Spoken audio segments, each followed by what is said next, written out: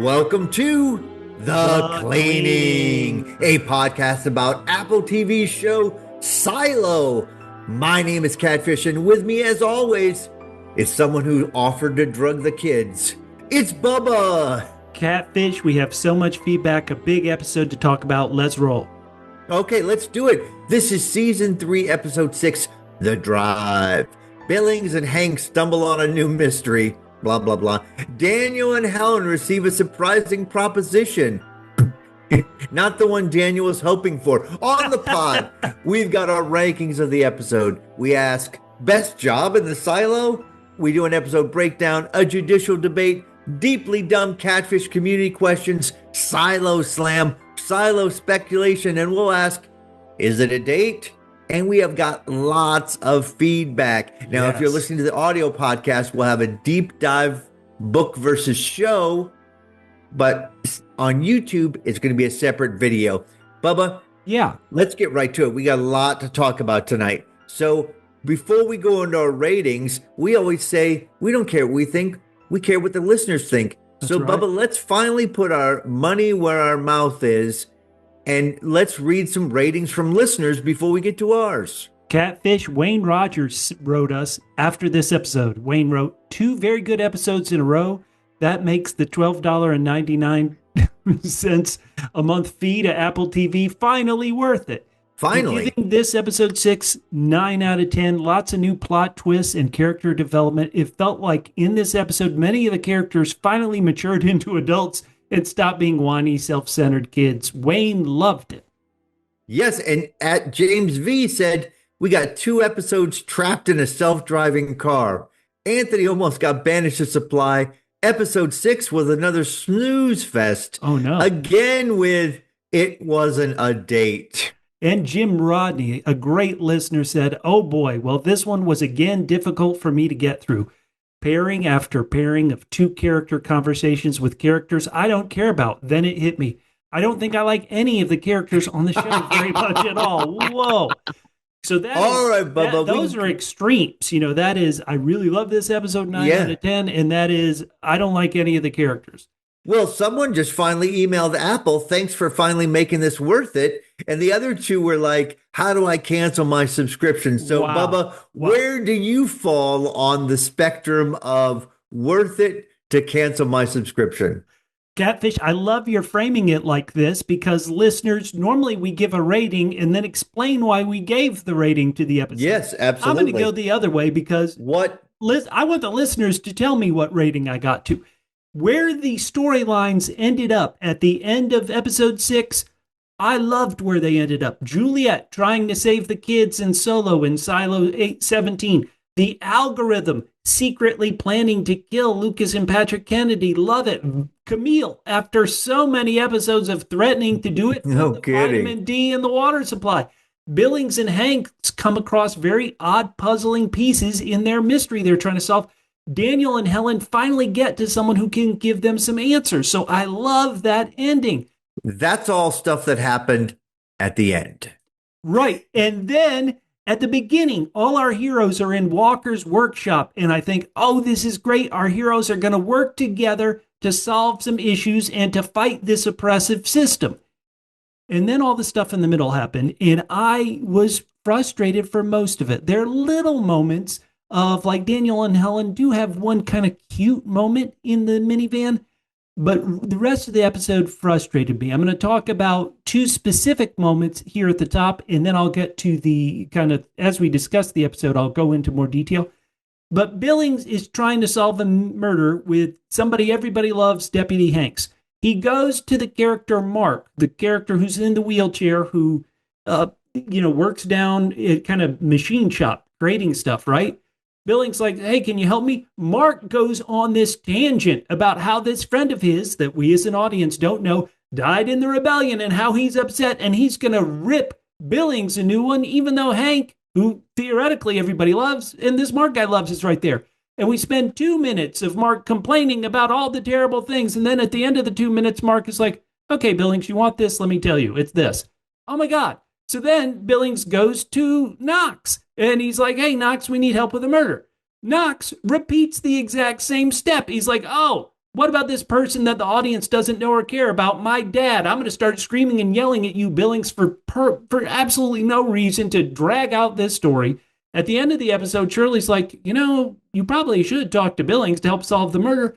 And it's like, what is going on with this delaying craziness? These characters, over the course of who knows how many episodes, have learned a mind-altering truth that there's other silos out there. That should be shaking them to their core. That'd be like us learning about another dimension that we can visit and proof that there's another dimension and somebody's been to another dimension.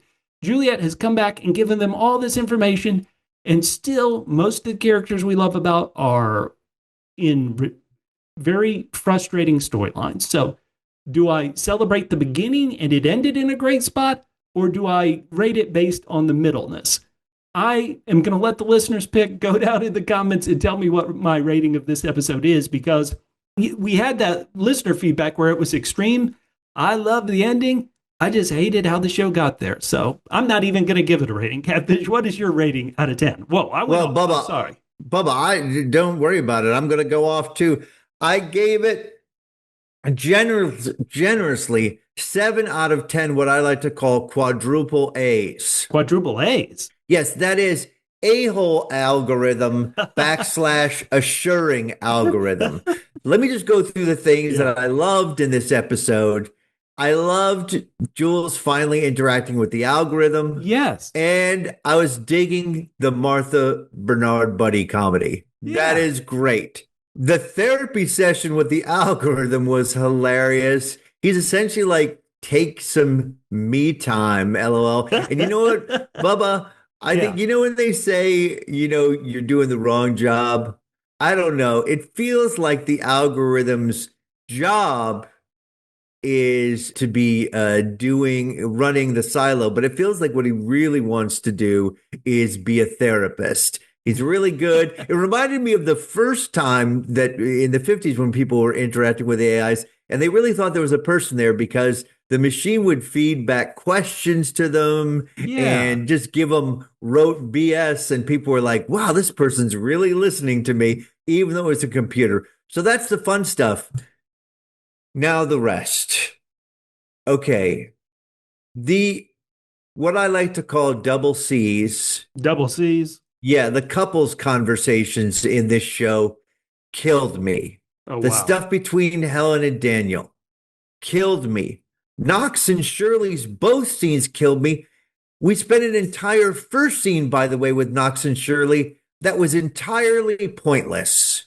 It was pointless because they weren't going to get sent. The second scene was Knox's backstory. I don't give a flying F about that. It feels like a lot of the time was just wasting emotional filler. I think this show would have been best done is if this week we had a previously on Silo, and then we had like a 2-minute previously on the Silo episode we didn't show you, and then we had the next episode. Now, Bubba, I've got to add a little something here. Now, last week, I had to apologize last week for bashing Common, but last week I bashed AI. I called AI evil, and we made a joke. We were wondering what would AI say about it. So Bubba, I put it into AI. I took screenshots. I sent it to you, and you're like, "Is this real?" And I said, "This is real." So this is what happened when I asked which one of us was better in the Silo podcast. Oh no! It says on the Silo podcast. This is ChatGPT, by the way, often called the cleaning podcast. I think the balance shifts a little because I'd asked him about Joffrey podcast. Oh wow! In this one, Catfish shines more on Silo. He's especially good at connecting clues, discussing the mystery, and exploring character motivations. His theories and book-related insights when they do spoiler sections are often a highlight. Quick note, I'm not even around for the book-related insights. Thanks, ChatGPT. But it says Bubba keeps the pacing lively with jokes, recurring segments, and reactions. He also does a great job of playing the audience surrogate, asking the questions many viewers are thinking and keeping the discussion fun. Bubba, you're the one keeping it fun when I'm discussing the serious things. And it goes on to say, if I were ranking them just for the Silo podcast, I'd probably give a slight edge to Catfish because Silo is such a mystery-heavy show and his analytical style fits that format really well. That said, the podcast works because they don't overlap too much. Bubba brings the energy and the humor, while Oh, Catfish brings the deeper analysis. Without one of them, it would feel like a very different show.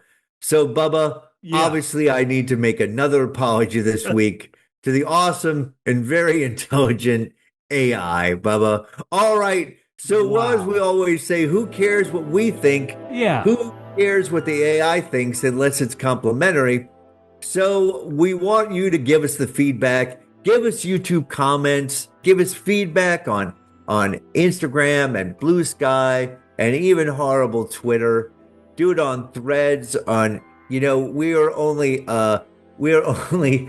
3,500 away from 15,000 subscribers. We need you with us. And Bubba, Yeah. we got some podcasts coming up. Marble Hall Murders starts September 6th. That's right. Slow Horses season 6 starts September 17th.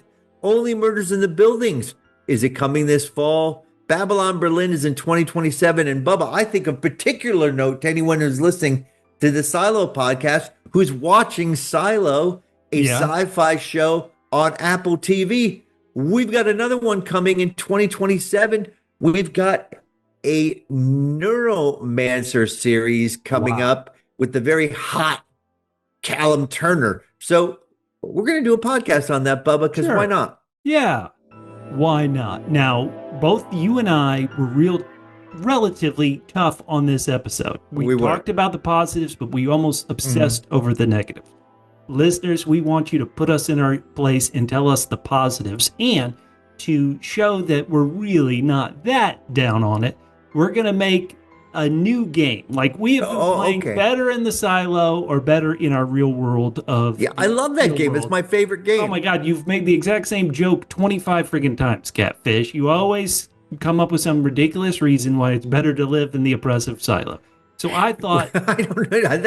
That's not true. It's not. They're never ridiculous. oh. They're not ridiculous. Okay, I may always come up with a reason to live in a silo, but Okay. they're well founded, including the one I'm going to say today. Even though you're changing the episode. No, let's hear it. Okay, let's hear it. All right, 26th time. All right. All right. Wait, they have a no new kids policy in the silo? Better in the silo. All right, Bubba, let's go to the new one. I bet if I went through the previous 25, I bet that's one of the reasons back in season 1 you said it was better. So we've got to come up with new jokes. Okay, all right. What's the best job in the silo, Catfish? Well, I mean, clearly the best job in the silo is being the algorithm. You're the only one who is going to survive, right? Right. The lights go, it's no big deal. The all the supplies go, the people go. Presumably, you're getting your electricity from Silo 1. Yeah. So you're completely fine. Look, maybe you won't have anyone to boss around, but it seemed like, curiously tonight, the silo seemed to be busy at times. It was like, hello, silo.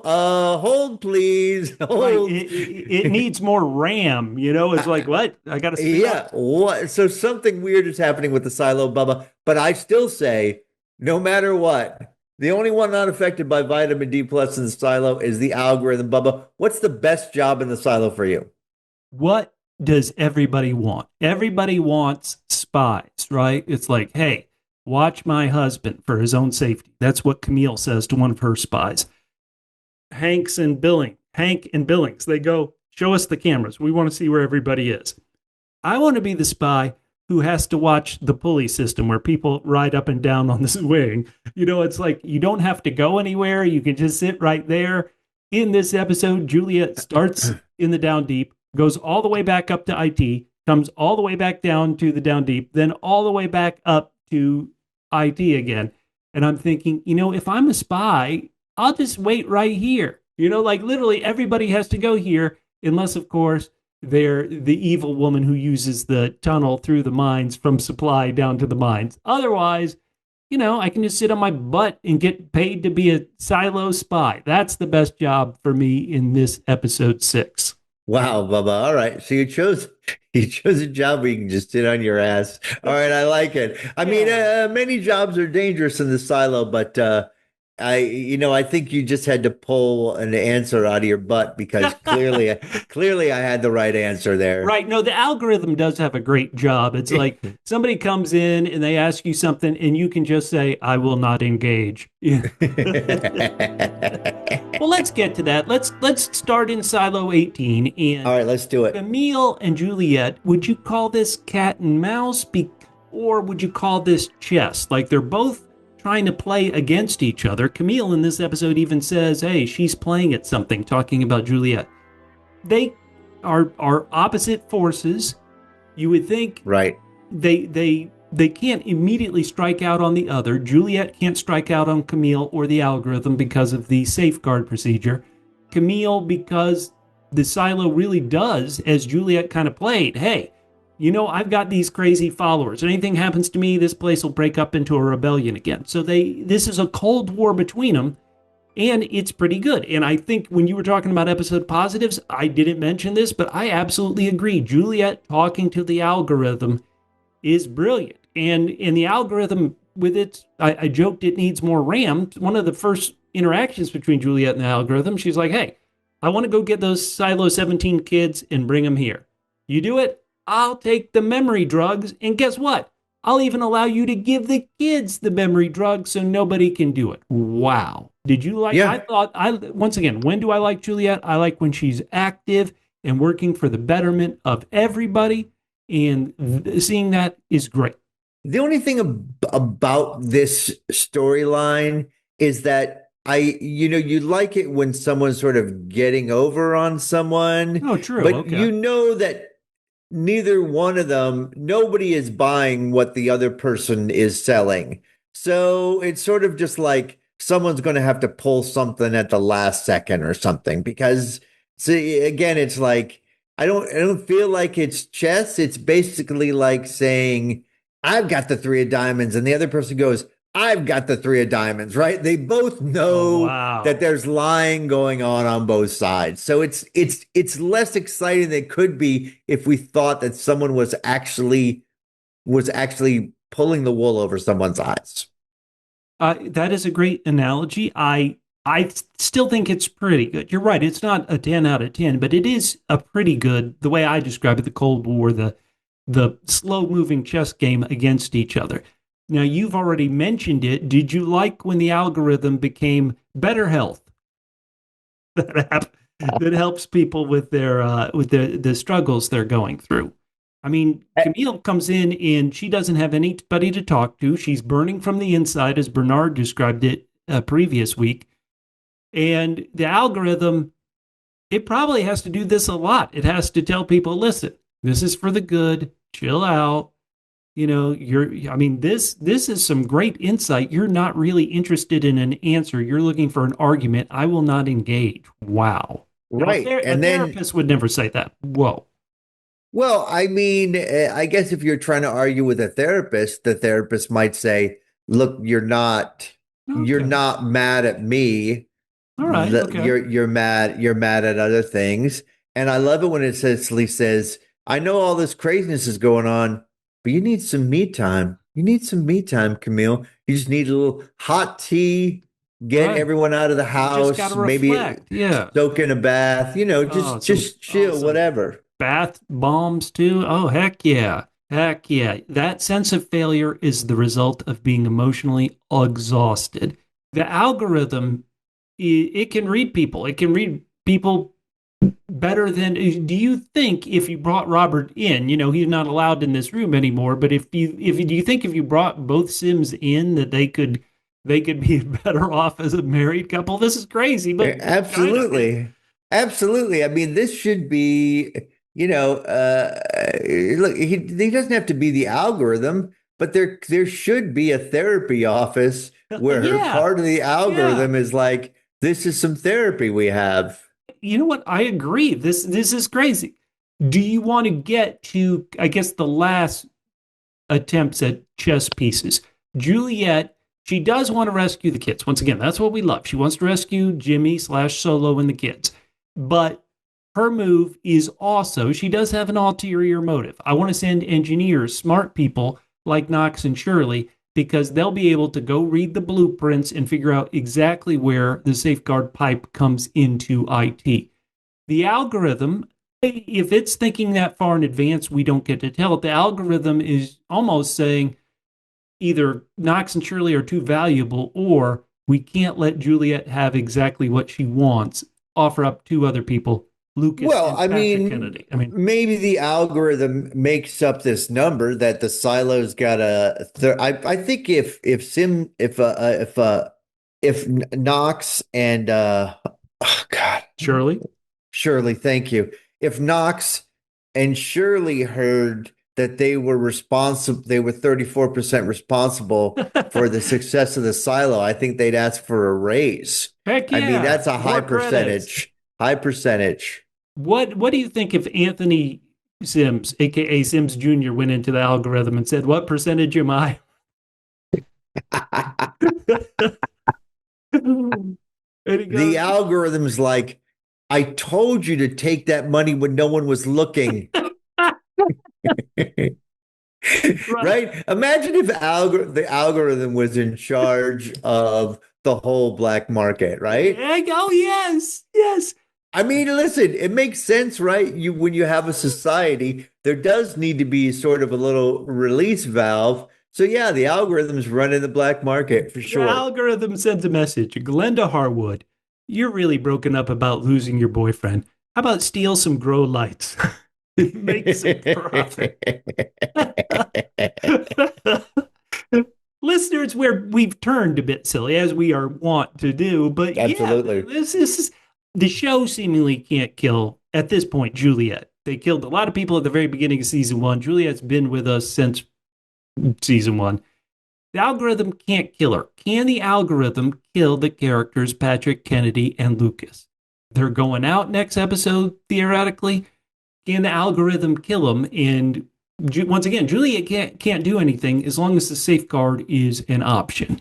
And so how would the algorithm kill them? I guess I'm already turning to silo speculation, but anything? Well, that is a good question because think of the things that we know. The algorithm's got to assume they knew how to make a suit good enough for Juliette, so that's the same kind of suit they'll send him out in. Now she had to break into Silo 17, so it may not be possible for the computer to shut down Silo 17. No, right? These are great points. Like she was able to get into Silo 17 because some of the people in that rebellion kind of kept their skeletons kept the doors open, right? The doors from completely shutting. And so just logically thinking this through, Lucas and Patrick Kennedy could go over to Silo 17, kind of signal with their hands, hey, open the doors to us. But then you would think the furnace that ended up lighting Juliette on a flame and Bernard aflame in 18 would happen in 17. Yeah, this is interesting. Well, it didn't happen to her when she went into 17. No, but that was because the door had never shut, right? Like because the process is, open one door, open a second door, then once the original door closes, put it aflame. Okay, so then a short, deeply dumb catfish question is: did the door shut again when she left? Yeah, it definitely would have. I'm just saying, if the skeletons are still in the way, I'm just thinking they could get in the same way she did, which seems to me that it was broken and that the algorithm would not be able to close it. But I guess we'll find out. Could the algorithm prevent the doors from opening? Like that would be a real kick in the butt. That would be the only way he could do it, unless he's got some sort of death robots he can send out to bump them off. Hell yeah. I mean, that's possible. You would think there would be, some sort of maybe probes that are out there because that's a good point. Presumably the idea is people come back out again when it's okay. Catfish, everything you said is absolutely perfect. There should be probes, and you would hope that everything would be okay within what was the original time frame of the grow light, 70 years maybe, or 50 years, I guess, from okay. Well, this is why the AI says I'm good at connecting clues, Bubba. So you just need to There keep you the go. jokes coming while Oh yeah, I I'll keep. while I bring the heavy discussion. Hey, real quickly, did you Yeah. like Camille dropping the vitamin D in already? Like she knows that her husband is betraying her. She doesn't know the extent of it, but she knows he's up to something. Juliette is playing her. She is frustrated. She says she's failing, and you would assume, just said, F it, vitamin D, go in the water.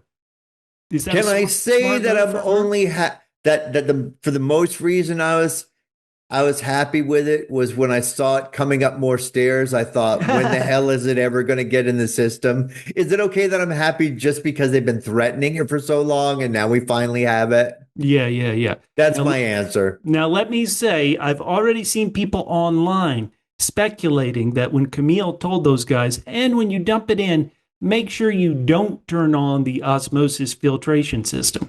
And people are wondering, is that going to prevent the drug from doing what it should? Like, is she actually sabotaging it even as she's dumping it in the water? I don't know, but I guess a lot of people, maybe myself I would included, think don't believe Camille will really do anything too evil. I think the opposite. Oh, good. Okay. But also when you say Camille doing evil, I mean she's worried about we may disagree with her, but she thinks she's doing the right thing for the safety of her Yeah. son. So there Yeah, you I like go. that. I like that if that's true. It's just, I've never, because Camille through two seasons has always been calculated. If she's told you only have A and only have B, she's almost like a machine herself, which is able to see the third option. And so, I don't know. Oh, okay. I could see it. Last season when she was joining with the rebellion while at the same time using it to get herself and Robert in the IT server room with the algorithm. I don't know. I'm speculating in silo speculation. Listeners, do you have thoughts? Reach out to us. Now, speaking of speculation, Yeah. Walker and Bernard, as you're saying, they're having fun times in their shop. Juliette, on her second trip all the way down to the down deep, is talking to Walker and saying, "Hey, I did this, I did this," and Walker asks the big question about the algorithm. She's like, "Is it a person or a machine?" And Juliette's like, "I don't know." It's the fact that it takes a while to come up with an answer is more person-like, but we've also seen, Right. And the fact that it just wasn't at home that one time. right, right, right. Yeah. Oh, I was right. If we had heard flushing sound, like, oh, sorry, I was, Right, right. So, what do you think? Is it a person, a Were you machine? waiting Is it a when the algorithm didn't answer? Were you waiting for Camille to go search around the back to see the Wizard of Oz operating the? Oh, that would be good. I did not think about that. Catfish, that is a I brilliant can't callback. That imagine is a how brilliant callback. I can't imagine how the algorithm could be a human being. You're setting up this thing. I mean, I guess you could call it a more advanced AI, but that still wouldn't mean that it wouldn't be available. I just can't see you need to give something instructions to last forever. You can't this is why the algorithm's here, because you can't trust people. So you couldn't have a person be the algorithm. This is a silly joke, but it's the first thing that came to my head. It's Yeah. like algorithm. Hey, I'm here. I got a question, and it doesn't answer. And you're like, oh my god. Okay, Control Alt Delete. Let's reboot this thing. It'll suddenly work. What if you say algorithm and he's like, you can call me Al. Yeah, of course. You can call me Al. Finally, I got the tune right. Okay, go ahead. Let's jump quickly, since we keep talking about Camille, to the family drama. I love, once again, the Oh, beginning and the end. I think I'm okay with this episode. It begins with Camille telling one of her raiders, "Hey, keep an eye on my husband Robert for his yeah. safety." For And his oh safety. Yeah, man, yeah, that yeah, is yeah, yeah, awesome. yeah, Hell yeah, yeah. yeah, yeah. Later in the episode, in the part that isn't quite as fun, Anthony is stealing credits, and he blamed it on somebody else. Holy smokes. And so these What parents, is the point of this story? I learned it from you, Dad. I learned it from you. But I mean, there is some good bits after this because he's like, if you feel any guilt, that's on you. I mean, Right. I Yeah, guess yeah, he's yeah. not really guilting her, although, like I said, he's the stay-at-home dad now who still dresses, every day. He doesn't have his job anymore, but every day he puts on his suit and tie to make breakfast for the There are kids. certainly no trials happening in the court if Judge Sims is never there. She gets some good little jabs in on him. She goes, "I have to read between the lines as always." This is a couple in big trouble. Do you want? We were joking about Anthony Sims Jr., but do you want or care even that at the end of this horrific experience that they're going through of her being head of IT and him rebelling against her, do you need them to come back together, or is it more interesting for them to split up because she made choices that at this point Sims wouldn't make? Well, the question to me is, again, I feel like they're both doing what they think is the right thing, Yeah, right? no, very So true, they very true. so they would have to agree on what the real problem is before they can agree on what the right way to handle it is. Man, Catfish, you could fight with the algorithm for therapy. That's pretty good. Listeners, write in your answers to Catfish or, emotional trauma to Catfish. Catfish, that was exactly right. Very good. Hell yeah. Do you want to get to a couple that is theoretically on the same page in Shirley and Knox? They had a episode a Do we couple weeks. have to? Listen to me. They had a episode a couple weeks ago where we saw Shirley's scar, where the implant is put in to make sure only a certain number of people get pregnant.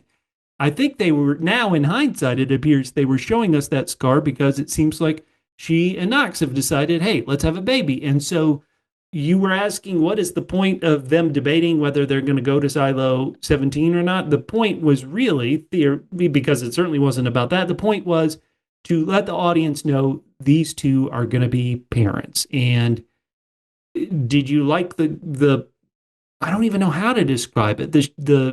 The bravery maybe of Shirley saying, "Listen, if we're going to go, if you're, we're in this together, and if you're going to tackle some danger, I need to be there too."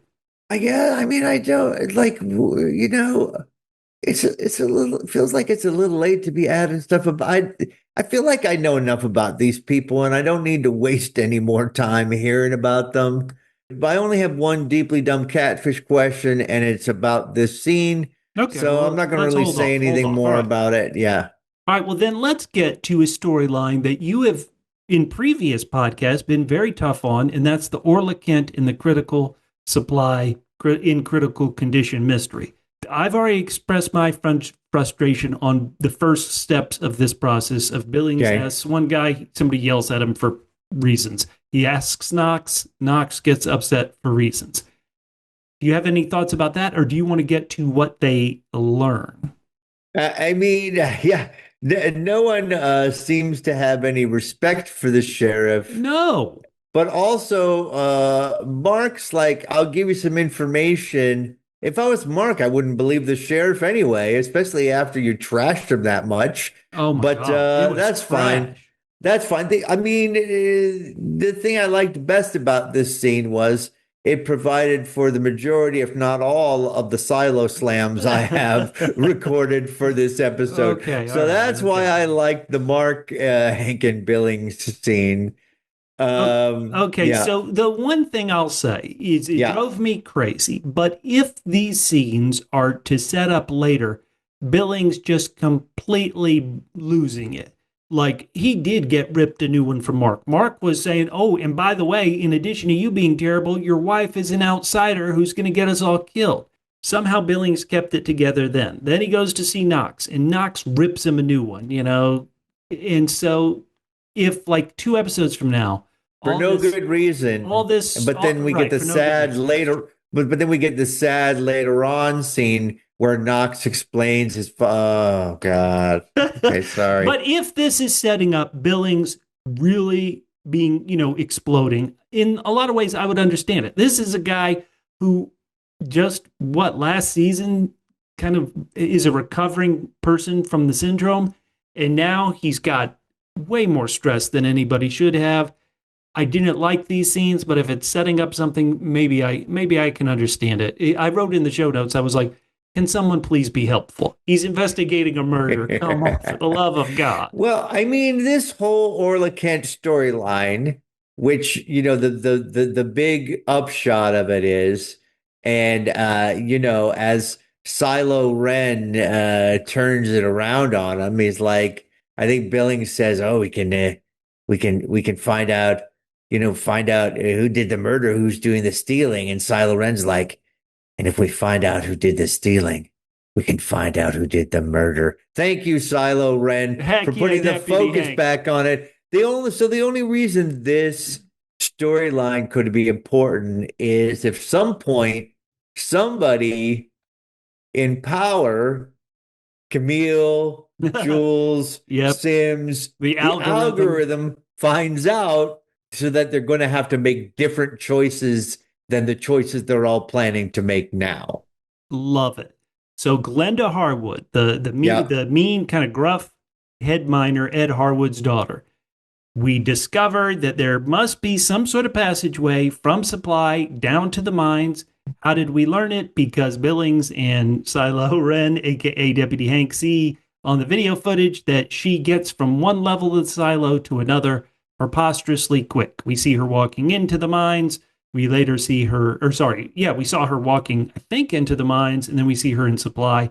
And so she's in on it. I've been blaming the boyfriend, the quote unquote boyfriend, for a long time. You really have. But now we know Glenda is definitely in on it. Do you want to say anything about her father, who welcomes new recruits by telling them, "You're too stupid to get away with crimes, and that's why you're here. Don't be stupid. Your days of being stupid are over," which is kind of a smart speech to give him. Is he involved in this too? What is going on here, Catfish? He probably is involved in this, but we needed to get him to know him better, just because very shortly he's going to be Camille's son's boss. So we need to get him in. Anthony, you're here because you were too stupid to get away with stealing credits from your teacher. I would love it if Anthony Jr. was here in the mines. I would love it. Now, Catfish, you are really cold. I will say that this was a whole lot of telling, and it felt like it came out of left field when we've got so much bigger problems. But any other thoughts about R.I.P. Knox's father? No. Yeah, me neither. Listeners, I have a feeling you like Knox. I kind of like him when he's up, punching raiders and kind of standing up for our heroes and helping us fight this oppressive system. When he's having emotional, relapses of his painful time as a child. Did you enjoy it? Just because we didn't, hopefully other people did. Write down in the comments and let us know. He needs the assuring AI. All right, Bubba, speaking of slams, we usually do what we like to call double S's. Double S's? Silo slams. Oh. But today we've got a special episode. It's triple S's. Triple S's. Sheriff Silo slams, because he gets all of the Silo slams. Now we gotta, you know what? I knew I had to come up with some good ones, because one of our great listeners, Savali, Free Palestine, says so many Silo slams in the new episode. Yes. Bubba, I'm going to read you 4 of the best Silo slams. How can you narrow it down to just 4? This was an insult. I did narrow it down. Heavy episode. Oh my God. Okay, so Mark, again to the sheriff. There are 2 raiders guilty of throwing my best friend to his death during the rebellion. But I don't hear you asking about that. Dang. Okay, that's a little bit later, he says, "You're not a sheriff. You're an accident. You got the job by default. You're standing here wearing Holston's hand-me-downs, and they're one size too big." Oh, that's going to be hard to top. Holy smoke. Well, and then Mark's like, forget the fancy words. At one point, when they're asking for help, he says, "I'm not doing S for this a-hole." Oh boy. I'm sure there's going to be a lot of people who are they love the Silo Slams and they're going to write in and they're going to say, what about when Martha said to Bernard, you're still a ratchet a-hole? But Bubba, let's not forget, Yeah. for Martha, that's like flirting. That's a come on from Martha. And Very indeed true. later Very true. on she says, if I were into men and you were what did she say about Bernard? We'd make a good couple. I can't remember. Right. Right. Maybe if Right. you Oh weren't my God. burned over 90% of your body, whatever it was. So Oh my anyway, God. the Oh. Sheriff Silo Slams were bad. Bubba, speaking of bad, Yeah. let's get back to the before times. the Okay. the I just Okay. want to say the storyline that I've enjoyed very much over the last few episodes, and what I've been asking for, Bubba, more of the before times. Once again, I apologize. I made a mistake. Listeners may know I'm always searching Silo on social media, doing a lot of things. I go to Silo Mm-hmm. and look at the Silo boards on Reddit. And on Reddit one time, just a couple days ago, before this episode premiered, I joked on Reddit. I go, well, following the logic, the car they keep mentioning this character Per Stenson. So the car is going to bring them to Per Stenson. Per Stenson's going to say, I know you did your work on New Orleans. I bet you'd like to see our latest advances in digging tunnels, or something. And then it would be real vague like that. It would just be a hint, and then the episode would end. Meaning I knew that the story wouldn't advance very much.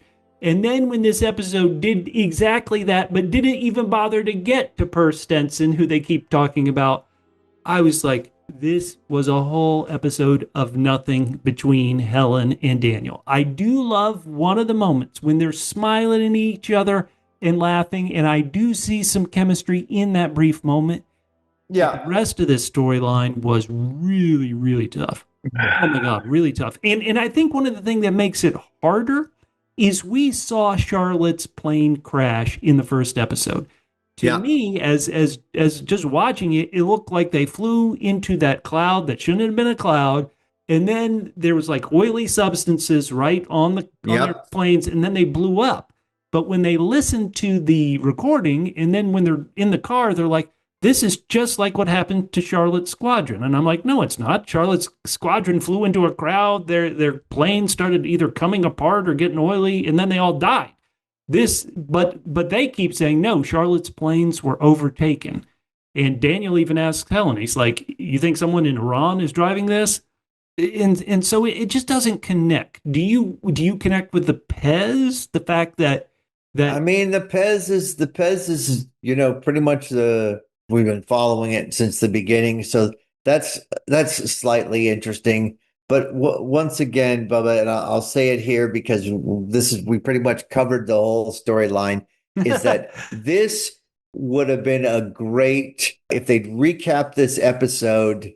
That would be that's all you would need right for the next episode. previously on this episode we didn't show you Right, again. exactly. Again, there is some fun stuff here that Daniel's like, well, they haven't killed us, they could be taking us someplace nice, and then Helen cracking, we are so effed, like that is a fun little moment. And the moment that, hey, you saw the headline that I was a fraud in my journalistic career.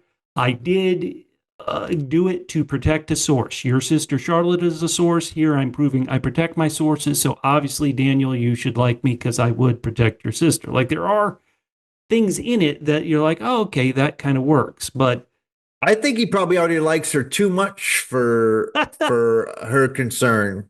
now, did you like the fact that we keep joking about it, but they keep joking about it? Hey, you kept the Pez, something to remind you of the world's worst blind date. It wasn't a date. Holy smokes. Chemistry catfish, yes or no, between Daniel and Helen?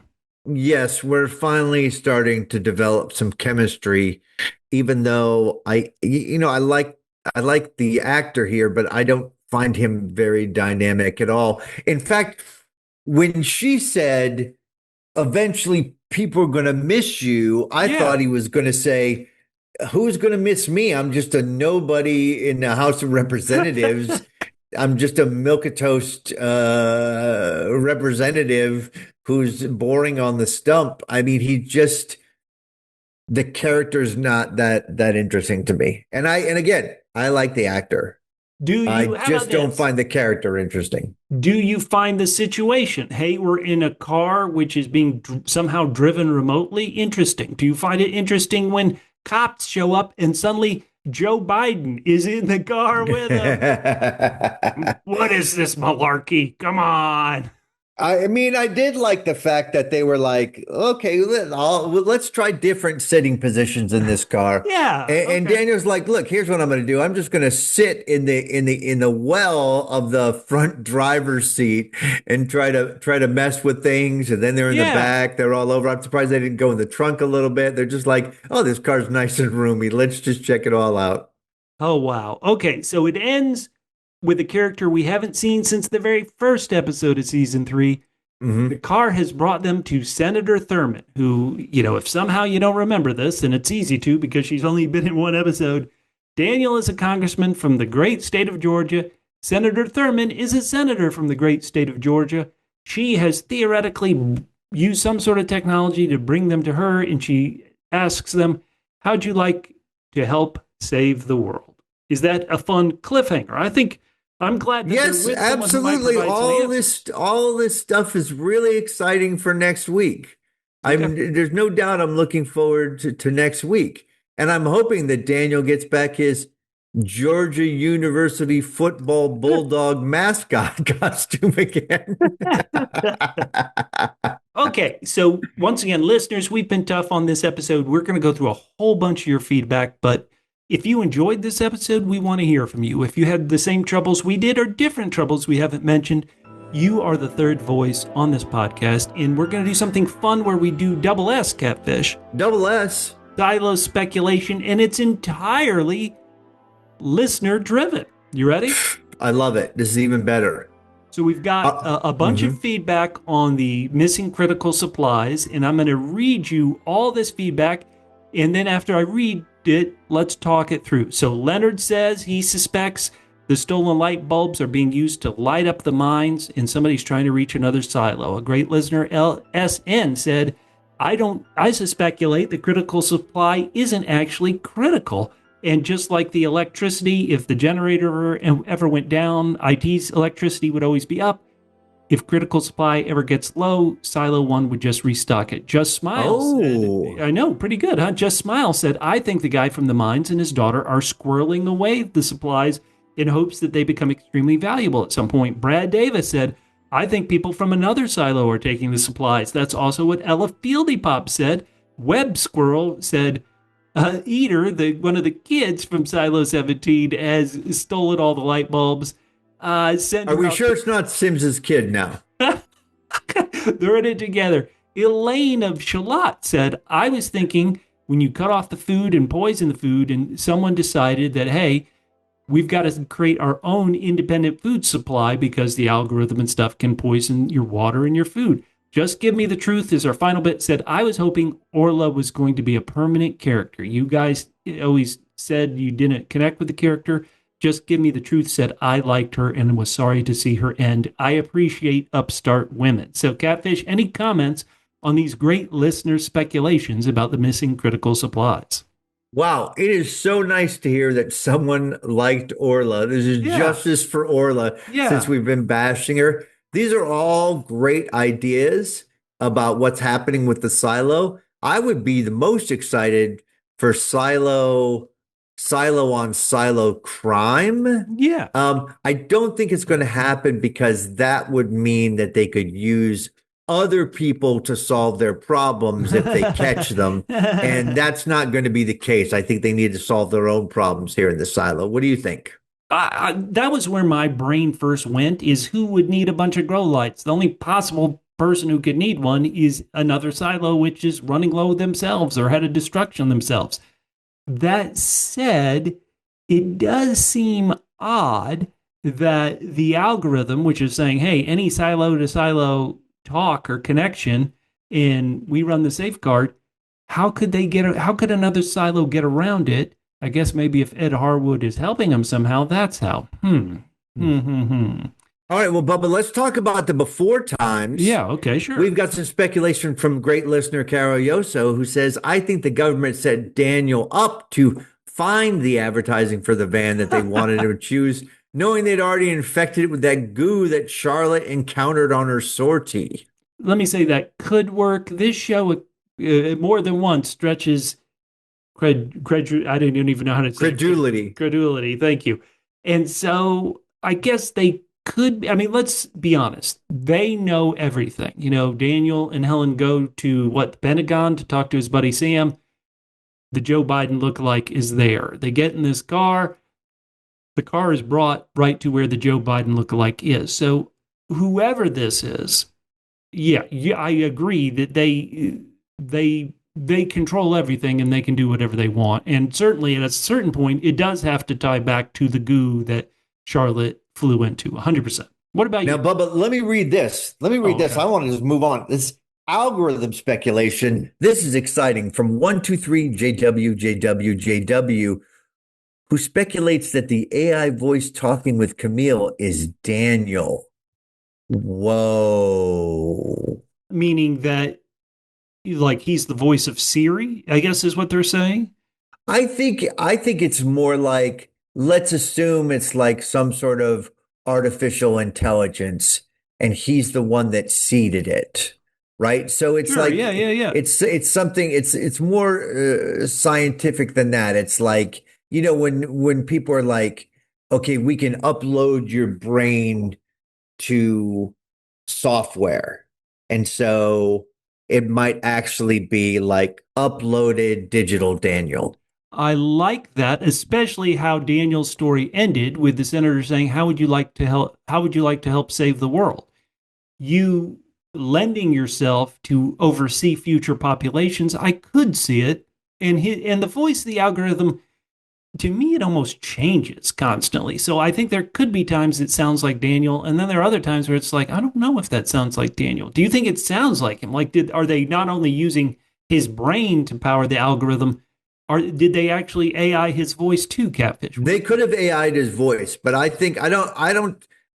mean, I'm just assuming that that the listener is saying it's not just that they're using his voice, but somehow it is his brain / personality that's running the algorithm. All right, Okay. Bubba, we've got some show speculation Ooh. from Zombie Italian, another great Oh. listener who says, I don't think we'll see Silo 17 until the last two episodes. Oh, wow. Oh, wow. Well, to be honest, there are only how many episodes? Only 4 episodes left. Now, Zombie Italian wrote this before he knew that theoretically we're sending Lucas and Patrick Kennedy to the silo in the next episode. Yeah, I think it's going to be in the next episode. I think we'll be in the next episode, unless they can make everybody forget about it before that even happens. But in that case, why didn't the computer agree to allow Well, it could Shirley be. and Knox? Sorry, Catfish, didn't mean to cut you off. It could be that we see in the next episode Lucas and Patrick Kennedy being sent out. As they're making their way to Silo 17, like you said, the algorithm sends something to attack them, to take them out.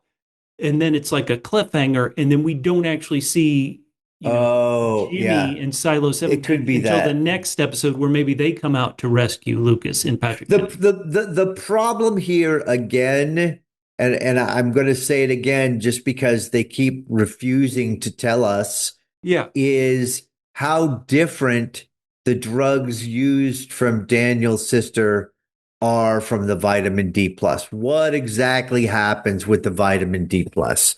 So that's not great. I mean, we know that Jules was getting a heavy duty dose of it. This is at least, what do they keep saying? 352, however many years in the future. You would think with technological advancement that the vitamin D plus could be a much better version than was given to Daniel's sister Charlotte. I don't know. Well, I just don't assume that the algorithm is tinkered with that. But all right, Bubba, are we going to have a judicial debate tonight? We are, Catfish. We are. Okay. And this is one. Listeners, we want you to join in. And we were over the moon about season 3, episode 5. Both Catfish and I have been a bit down about this episode. So the question is, Season 2, we had complaints about it too, and it felt like Juliette on her own in that Silo 17 with just her and yelling at Solo. It did seem to go on a while, but season 2 ended with 2 of the best episodes ever. So the judicial debate this week, Catfish, is season 3 going to get to that point? Is season 3's ending going to be able to match season 2's awesome ending where we had the rebellion in 18, Juliette and the kids in 17, and we had Bernard going crazy and walking outside and all that nuttiness? Can season 3 reach it? What do you think?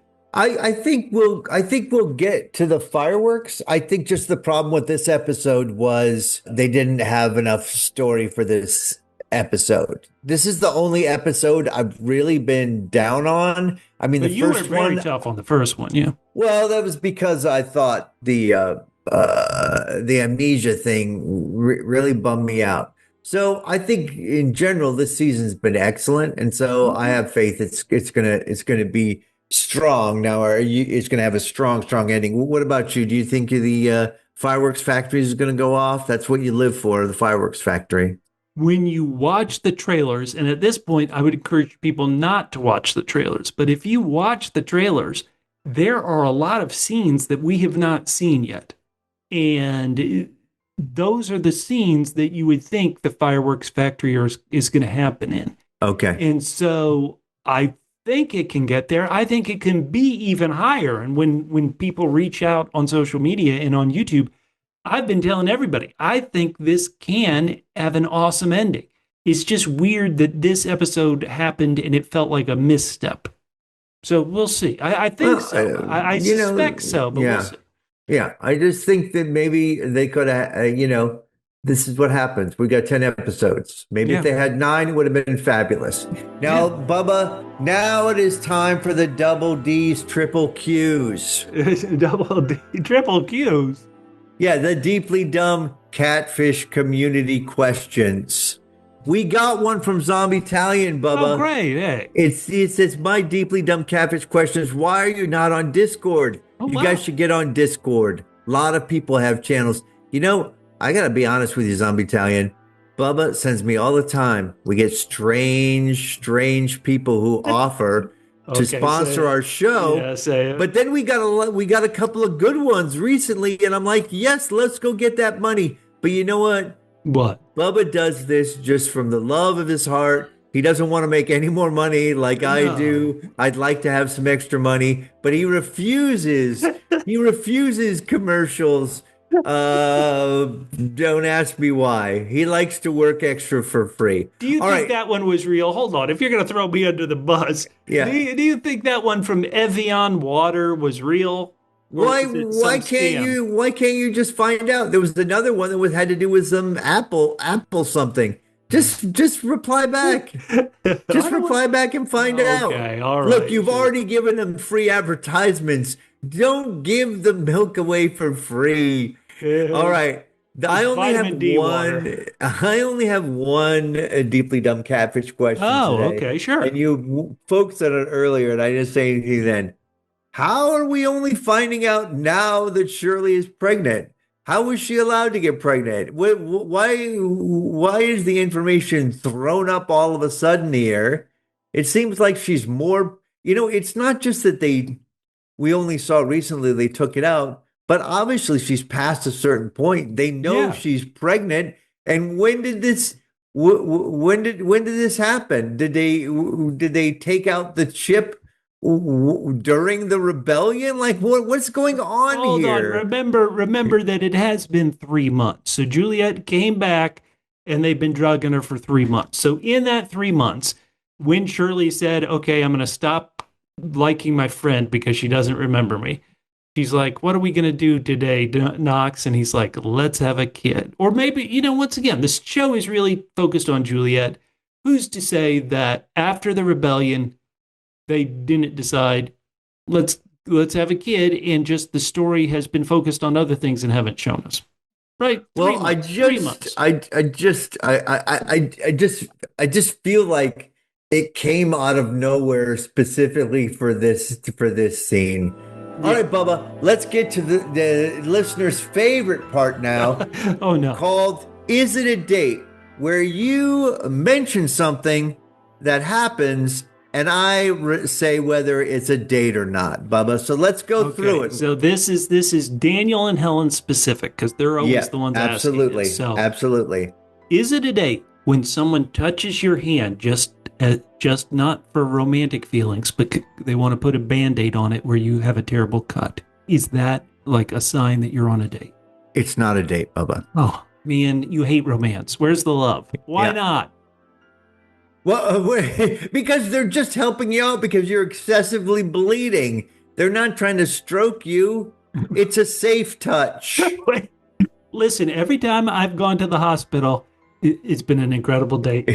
All right, wait. All right, Bubba. What about the next one? What if you're in a car with somebody else and the person you're driving, the person you're with in the car rolls down the windows, starts yelling at passing by cars, "Hey, call the police, call the police." Is that a date?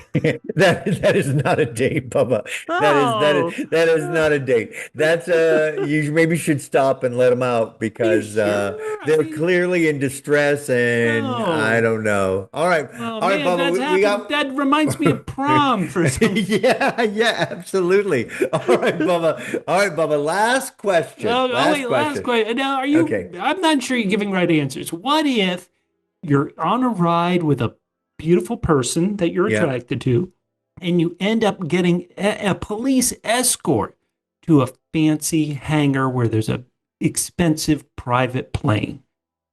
Okay. It might be a date, Bubba. Okay. Where you join the Mile High Club.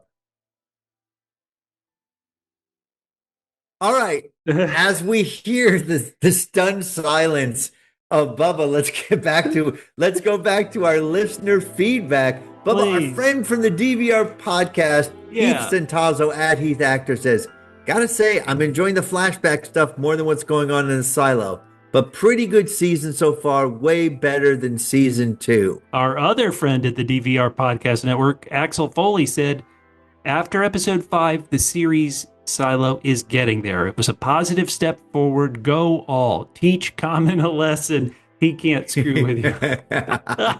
And Rude Woman Who Shushes says, these guys are hilarious. Oh, thank you so much. Hope Andrea said, hey, when Bubba did that hilarious bit with Master Shake, you had me at that. Master Hey, you Shake. gotta have Tell it. that to ChatGPT.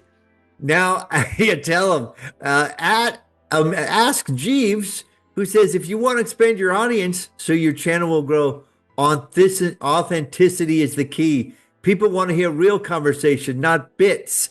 I keep waiting to hear a drum roll after you deliver your lines. Bubba, these are like mostly improvised lines.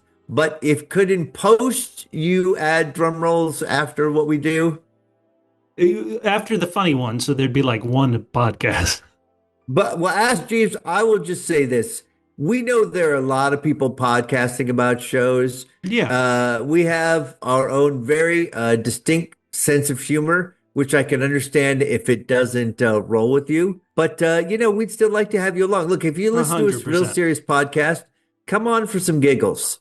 Let me say, Ask Jeeves followed this up by saying they're a big fan, and they've given us great feedback in the past. So we will keep the drum rolls to a minimum.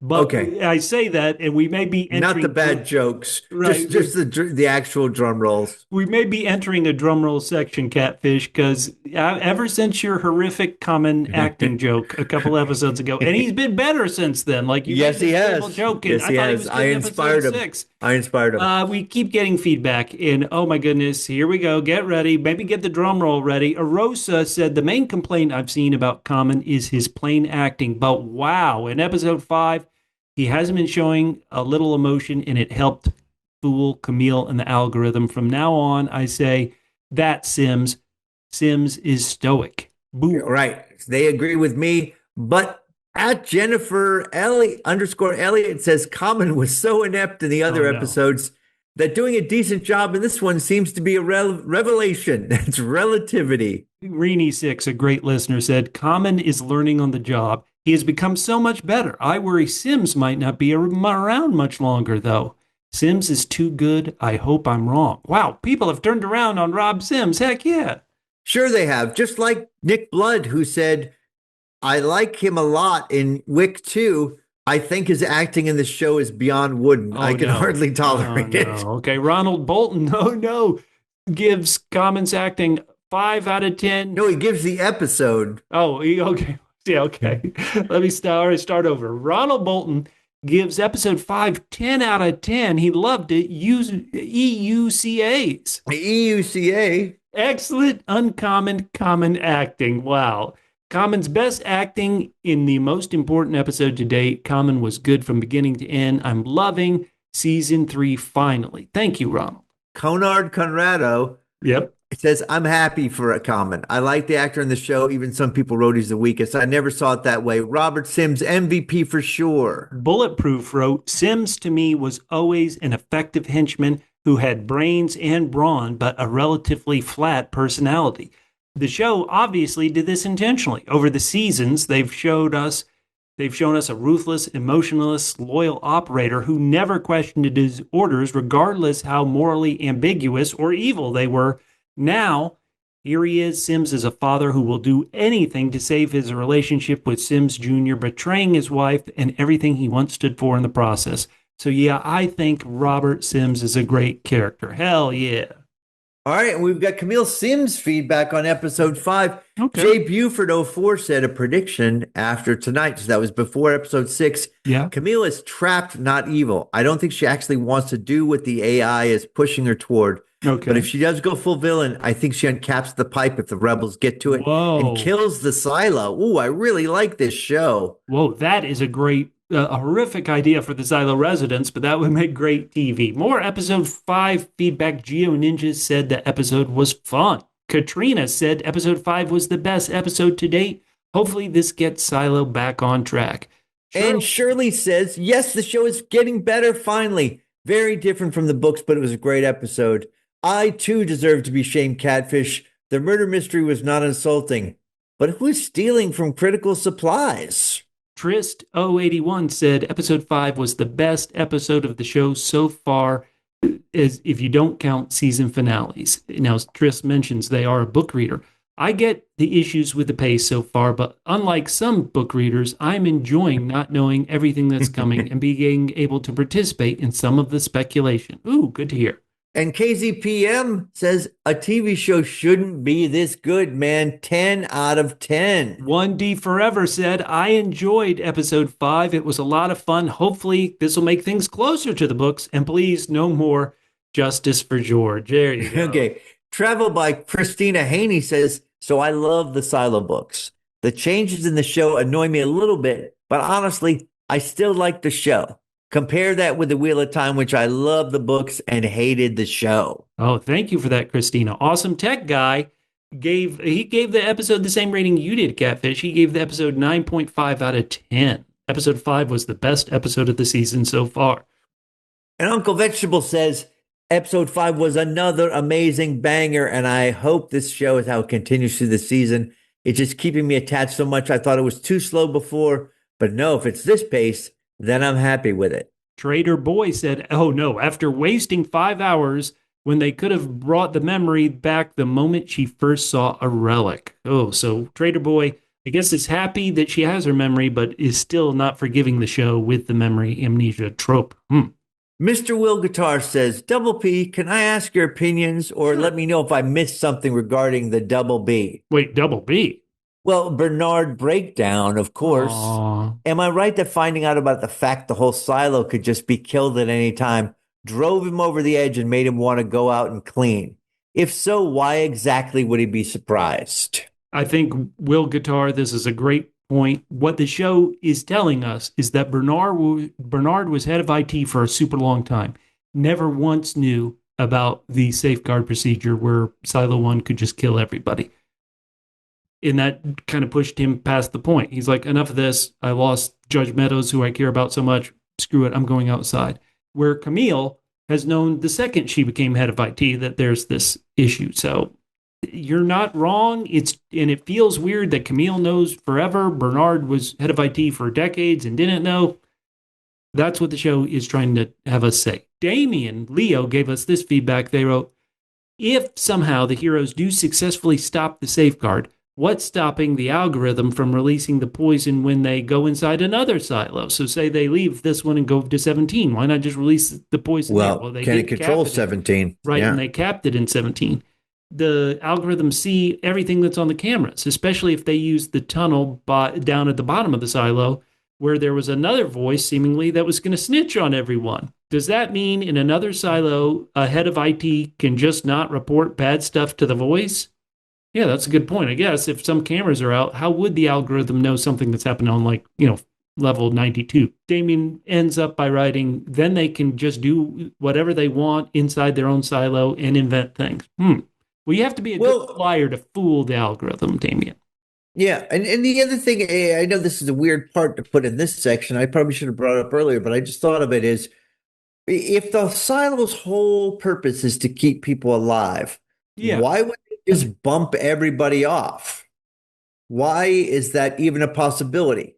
Are they worried of silos infecting other silos? Oh, that's got to be it. That's got to be it. Yeah. Did some silos try for like a different organization? In other words, if you want people to survive and you're not sure, maybe you have, okay, we're going to run this silo this way, we're going to run this other silo another way, just because try different approaches. But anyway, Dogs in the Yard gives us our last bit of feedback for episode 5. He said, the man you said could run as a campaign manager who had Juliette elected as mayor is the same heckler used by Sims during Bernard's meeting with the silo after Juliette went over the hill. He paid them to do that for Bernard's benefit and to throw doubt over it being Juliette herself who made it possible to get over the hill. Bernard wanted credit for it. So this guy is a professional heckler. And last episode, like I said, he got Juliette elected mayor while she was passed out in a hospital. This guy could do effective work getting, as a community organizer. Bubba, one more question to you. Okay, now sure. That you know that it's possible to have a job as a professional heckler, will you take that over the job you chose in the silo earlier? I am sitting on my ass. I don't even have to raise my voice. Okay. Who rode the swing up today? Okay. All right. Okay, good. Time for me to go to the cafeteria and get some good old grub. All right. Next week, we have episode 7, Radio. Juliette sends Lucas and Kennedy on a mission as a desperate Camille threatens Robert to tell the truth. Whoa. My name is Catfish. You can hit me up at G to the Man. That's GeetoTheman on Instagram and Blue Sky. Yeah, my name's Bubba. You can find me on all social media with the handle Fit and Trim. That's FITTENTRIM at Fit and Trim on social media. And you'll hear us next time on The Cleaning. You would be one of those guys who's like, this is my chair. Don't take my chair. Yeah, what's wrong with that? Why wouldn't I be that way? It's like, these are Bubba's ass cheeks in this chair.